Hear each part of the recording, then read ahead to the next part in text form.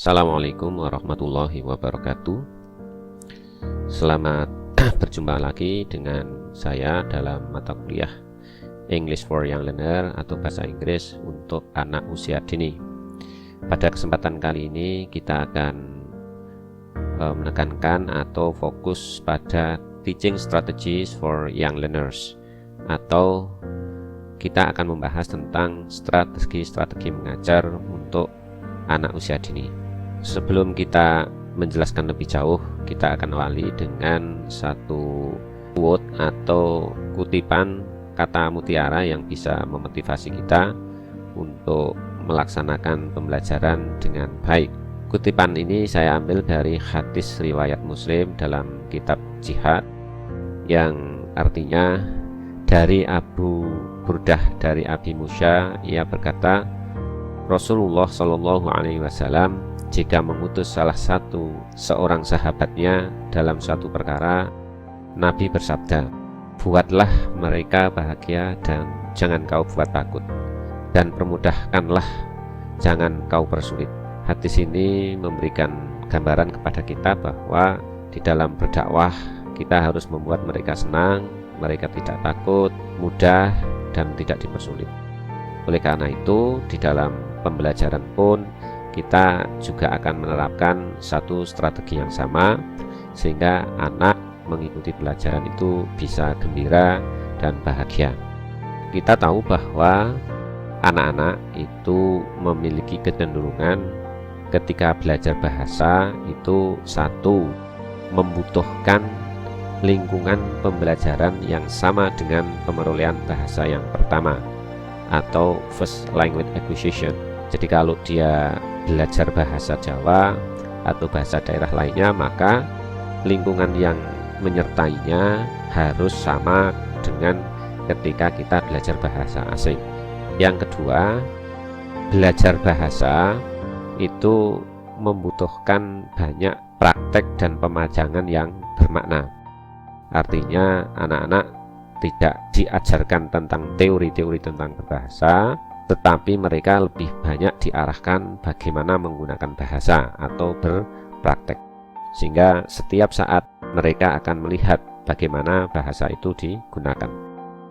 Dan yang ketiga adalah mereka tidak belajar bahasa melalui penjelasan grammar atau tata bahasa secara terbuka, yang artinya bahwa grammar yang dibutuhkan dalam bahasa tersebut atau tata bahasa yang digunakan dalam penggunaan bahasa tersebut adalah secara implisit atau tergabung di dalam bahasa itu sendiri, sehingga ketika kita temukan ketika dia berbahasa, kemudian langsung bisa kita ungkapkan tentang tata bahasa yang sedang digunakan.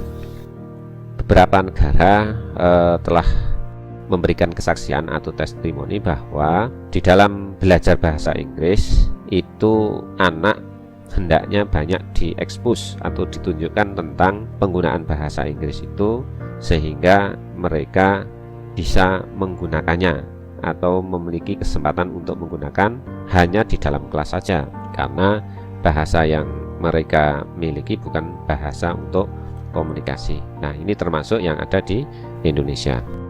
Nah, apalagi di dalam kelas dia hanya memiliki beberapa jam atau mungkin dalam satu minggu itu tidak lebih dari 1 atau 2 kali pertemuan. Nah, oleh karena itu guru harus memanfaatkan kesempatan ini semaksimal mungkin untuk memberikan upaya atau mendukung anak-anak menggunakan bahasa Inggris secara optimal. Akan tetapi yang perlu dipertimbangkan adalah bahwa anak-anak itu masih banyak menggunakan bahasa aslinya atau bahasa nasionalnya. Nah, sehingga ketika ingin belajar bahasa sasaran atau target language itu mereka akan sering menemukan satu masalah. Nah, oleh karena itu guru bisa membantunya dengan menggunakan bantuan visual atau visualisasi, bisa video, bisa televisi, atau kalau sekarang ya menggunakan YouTube dan sebagainya. Bisa juga menggunakan mimik ya, atau pantomim atau gerakan-gerakan, dan juga media yang lain yang bisa menyampaikan makna dari bahasa yang sedang digunakan. Nah, oleh karena itu penggunaan bahasa ini tetap bisa dibolehkan atau diizinkan, apalagi kalau anak mengalami kebuntuan di dalam menerjemahkan atau memahami bahasa. Nah, jadi ketika kehilangan pemahaman, maka segeralah untuk bisa menggunakan bahasa yang sering dia gunakan atau bahasa ibu. Kita tahu bahwa classroom atau ruang kelas itu adalah lingkungan yang dinamik atau dynamic environment. Itu bisa membawa bersama dengan siswa atau anak didik kita dari latar belakang, kemampuan, dan kepribadiannya yang berbeda-beda. Menjadi guru yang efektif, maka harus menggunakan atau memerlukan strategi mengajar yang kreatif dan inovatif agar kebutuhan siswa itu bisa dipenuhi. Nah, dalam kesempatan ini ada banyak rekomendasi tentang strategi-strategi yang bisa diberikan kepada anak didik kita atau yang digunakan oleh guru yang diutarakan oleh ahli bahasa, yaitu Jack Richard. Beliau membuat satu peta strategi mengajar atau teaching strategies map yang memiliki beberapa komponen atau memiliki beberapa variasi. Yang pertama adalah build teaching around activities and physical movement. Jadi membangun pengajaran itu dengan gerakan-gerakan fisik dan kegiatan-kegiatan yang membuat anak itu senang. Yang kedua adalah membangun pelajaran yang selalu dihubungkan dengan kegiatan yang terkait. Kemudian membangun pelajaran yaitu dengan tugas-tugas dan memberikan satu pendampingan atau scaffolding. Libatkan anak dalam menciptakan sumber belajar yang bisa mendukung pembelajaran. Berikan bahasa-bahasa yang banyak, atau dengan kata lain sediakan dukungan bahasa yang variatif. Kemudian pelajaran juga harus diatur dengan tema-tema. Gunakan kegiatan-kegiatan yang menyenangkan sehingga anak dapat menyelesaikan tugasnya tanpa merasa frustasi. Kemudian pilih konten atau isi pembelajaran yang familiar atau dikenali oleh anak. Kemudian berikan balikan atau feedback dan juga tujuan yang jelas pada anak-anak. Gunakan kegiatan-kegiatan yang melibatkan kolaborasi dan gunakan bahasa Inggris untuk mengelola kelas, ya, walaupun sederhana. Dan ciptakan komunitas pembelajaran yang suportif, yang mendukung di dalam ruang kelas. Nah, ini adalah peta strategi mengajar yang direkomendasikan oleh Jack Richard. Nah, bagaimana kita membawa anak agar memiliki peran aktif di dalam pembelajaran? Ini ada beberapa prinsip yang bisa kita informasikan yang mengikuti pendekatan-pendekatan mengajar bahasa Inggris kepada anak usia dini atau kepada pembelajar pemula. Pertama tadi adalah bangun pengajaran dengan kegiatan dan gerakan fisik. Nah, menghubungkan bahasa dengan kegiatan-kegiatan fisik itu akan memberikan manfaat yang banyak bagi anak. Dan juga dengarkanlah bahasa Inggris yang banyak juga untuk misalnya membuat sesuatu, ya, menciptakan sesuatu dibarengi dengan bahasa Inggris. Kemudian menggambar, bisa juga melengkapi teka-teki, melabeli gambar, ya, mencocokkan gambar, ya, atau mencocokkan antara gambar dan kata-kata. Kemudian bermain, kemudian istilahnya melakukan gerakan, ya, sesuai dengan perintahnya, atau yang sering disebut dengan TPR atau Totally Physically Respond. Nah, ini adalah kegiatan-kegiatan yang bisa digunakan oleh guru untuk membangun pengajaran dengan pendekatan gerakan fisik. Jadi di dalam kegiatan listening untuk anak-anak misalnya dengan menggunakan prinsip listen and respond to commands ya. Jadi anak-anak mendengarkan kemudian merespon dengan perintah. Misalnya sit down, anak-anak duduk, kemudian turn around, berputar. Touch your nose ya, misalnya tunjuk atau sentuh ya hidung Anda. Atau mungkin bisa menggunakan listen and choose a picture, dengarkan saya kemudian tunjuk gambar yang sesuai. Atau listen and draw ya, jadi mendengarkan kemudian digambar ya. Atau listen and number a sequence of action in a picture, dengarkan kemudian mengurutkan ya, gambar satu mana, dua mana, tiga mana ya. Similarly atau hal yang sama dalam kegiatan speaking, anak didik atau anak usia dini bisa juga menggunakan song ya, atau lagu-lagu, dialog ya, irama atau chants ya. Kemudian juga ungkapan-ungkapan yang sudah dibakukan yang membuat anak itu bisa mempraktekkan dalam situasi yang berbeda. Nah, membangun pembelajaran dengan kegiatan-kegiatan yang terkait itu adalah bermanfaat bagi anak karena anak memiliki daya ingat atau daya konsentrasi yang sangat pendek. Nah, sehingga kalau tidak banyak kegiatan mereka akan cepat bosan. Mereka pengen atau ingin sekali berpindah dari satu kegiatan ke kegiatan yang lain, dan upayakan bahwa kegiatan itu berdurasi minimal 5-10 menit karena itu akan membuat anak itu semakin tertarik dan tidak bosan tadi.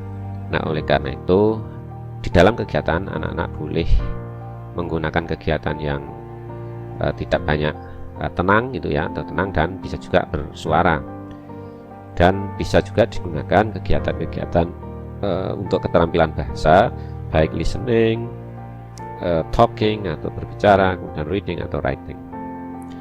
Nah, kegiatan yang dilakukan ini bisa dalam bentuk kegiatan individu, bisa berpasang-pasangan, bisa dalam bentuk kelompok, atau mungkin secara klasikal atau whole class activities. Dan juga bisa kegiatan itu dirangkum atau dilakukan antara guru dan anak, atau guru atau anak dengan anak. Nah, pelajaran-pelajaran juga harus dibangun dengan tugas-tugas. Nah, tugas itu merupakan kegiatan yang difokuskan pada makna, yang mana siswa itu dibutuhkan ya bisa menggunakan bahasa yang telah dimiliki untuk melengkapi tugasnya. Jadi misalnya ada gambar atau dia menggambar suatu benda dari apa yang diperintahkan secara lisan, atau bekerja di dalam kelompok atau berpasangan kemudian mengurutkan gambar-gambar untuk melengkapi suatu cerita. Nah, jadi kunci pokoknya dari tugas-tugas kelas bagi anak itu adalah satu, mereka mempunyai coherent dan united for learners, artinya memiliki keberlanjutan atau urut-urutan dan kesatuan ya bagi pembelajaran. Jadi jangan lepas-lepas satu kegiatan dengan kegiatan lain, itu saling berhubungan atau berkaitan, dari topiknya, kemudian kegiatannya, dan nanti hasil dari kegiatan itu apa. Itu harus coherent. Kemudian kegiatan itu juga harus memiliki makna dan tujuan bagi anak. Mereka memiliki tujuan pembelajaran bahasa yang jelas. Jadi untuk apa saya belajar bahasa ini? Untuk bicara, untuk mendengarkan, untuk membaca, atau untuk menulis dan sebagainya. Nah, tentu kita harus selalu melibatkan anak-anak secara aktif di dalam setiap kegiatan. Kemudian memberikan pendampingan kepada anak. Ini saya kira sangat perlu, karena scaffolding di sini adalah mendampingi secara dekat agar anak-anak itu bisa memiliki hasil yang maksimal. Nah, jadi anak-anak ketika belajar dengan melalui kolaborasi dengan partner yang lebih berpengetahuan, misalnya orang tua, teman sebaya, atau guru. Jadi ketika anak itu bekerja secara kolaboratif di dalam tugas, misalnya tadi mengurutkan gambar dalam cerita, melengkapi teka-teki atau melengkapi gap information, ya, atau information gap task, tugas untuk mengisi satu ruang kosong, ya, maka dia akan lebih profesional atau lebih pinter, ya, bisa lebih memahami gitu terhadap apa yang sedang dikerjakan jika dia atau mungkin kurang mampu mengerjakan tugas tersebut. Nah, kemudian melibatkan anak di dalam menciptakan sumber belajar yang mendukung pembelajaran ini bisa dilakukan. Anak menggambar, ya, gambar-gambar dari suatu karakter atau tokoh yang mereka dengar dalam cerita, atau bisa menciptakan boneka-boneka untuk membantu menceritakan kembali suatu dongeng atau cerita yang dia dengar. Mereka bisa juga mewarnai gambar, ya, dari karakter atau tokoh atau mungkin benda, ya, bisa bunga, bisa bentuk-bentuk geometri dan sebagainya. Bisa juga mewarnai dari suatu cerita. Nah, mereka bisa menemukan gambar-gambar itu dari majalah atau mungkin tema-tema atau topik dalam pelajaran yang berhubungan, dan bawalah mereka ke dalam kelas. Anak bisa juga menciptakan buku sendiri, misalnya dari apa yang dia kerjakan setiap hari itu ditumpuk menjadi satu buku, dikumpulkan menjadi satu buku, kemudian dikasih binder, ya, jadi dikumpulan sehingga itu bisa digunakan untuk belajar lagi di rumah. Nah, kemudian pelajaran juga bisa dikembangkan dengan tema-tema. Nah, tema-tema yang bisa dilakukan oleh guru atau bisa dikembangkan oleh guru di dalam pelajaran, misalnya tema animals, ya, friends, food or family bagi anak usia dini atau pembelajar belia, dan juga untuk pembelajar dewasa. Jadi tema itu bisa digunakan atau bisa diambil dari subjek-subjek dalam kelas-kelas yang lain atau komunitas. Misalnya transport, ya, alat transportasi, kemudian gaya hidup negara lain, orang-orang terkenal, atau travel, ya, jadi mungkin pelancong dan sebagainya. Nah, jadi tema-tema yang digunakan di dalam pembelajaran itu bisa memberikan satu keberlanjutan, ya, untuk kegiatan-kegiatan, dan bisa membuat pembelajaran bahasa Inggris itu dihubungkan dengan kehidupan anak-anak. Nah, konten yang dipilih di dalam pembelajaran itu adalah konten yang familiar atau yang dikenal dekat dengan kehidupan anak. Jadi pembelajaran bisa dibangun dengan konten yang familiar dari budaya-budaya anak, misalnya cerita atau mungkin kegiatan-kegiatan hari besar, ya, kemudian atau mungkin tentang praktek-praktek budaya, ya, bisa ada karnaval atau mungkin yang lain gitu, ya. Nah, karena anak familiar atau paham betul dengan apa yang dibicarakan atau mungkin didiskusikan di dalam kelas, maka mereka bisa bercerita topik tersebut dengan bahasa mereka, kemudian dihubungkan dengan belajar mereka dengan menggunakan bahasa Inggris, jadi seperti diterjemahkan atau dialih bahasakan. Nah, kemudian kegiatan-kegiatan yang digunakan itu sebaiknya melibatkan kolaborasi atau kerjasama. Jadi anak-anak itu senang atau suka dengan bersosialisasi dengan anak yang lain, dan kegiatan-kegiatan itu bisa bekerja dengan baik, ya, di antara atau di tengah-tengah anak usia dini itu adalah ketika anak bisa bekerja sama dengan yang lain, baik dalam bentuk kelompok atau berpasangan, daripada mereka harus tetap di kelas, tetap di kursi kemudian mendengarkan gurunya. Nah, oleh karena itu kegiatan-kegiatan yang terlibat atau yang digunakan oleh guru harus menggunakan pendekatan kolaborasi, ya tentu dengan membutuhkan persiapan yang tepat, yang hati-hati, agar bisa menjamin bahwa anak-anak memiliki kata-kata atau ungkapan yang dibutuhkan sehingga bisa melaksanakan kegiatan dengan baik. Nah, menciptakan komunitas pembelajaran di dalam kelas yang suportif, yang mendukung, itu juga sangat diperlukan. Jadi satu kelas anak usia dini banyak membutuhkan atau memerlukan suatu komunitas, sehingga antar satu anak dengan yang lain itu bisa saling bekerja sama. Ini yang kolaborasi itu akan sangat mendukung bagi anak-anak untuk bisa lebih produktif. Jadi anak-anak berinteraksi dan berkolaborasi dengan anak yang lain itu akan menciptakan perilaku yang positif terhadap pembelajaran, dan tentu mereka akan menjadi sangat percaya diri atau self confidence itu menjadi lebih baik ini. Nah, kemudian gunakan kegiatan-kegiatan yang menyenangkan, yang anak-anak bisa melaksanakan kegiatan tersebut tanpa rasa frustasi atau tertekan. Jadi anak usia dini yang senang atau bahagia ikut serta dalam kegiatan, maka mereka akan dapat mudah ya mencapai tujuan yang diinginkan. Tapi tentu juga kegiatan-kegiatan yang menantang bagi anak, sehingga anak juga tidak bosan gitu.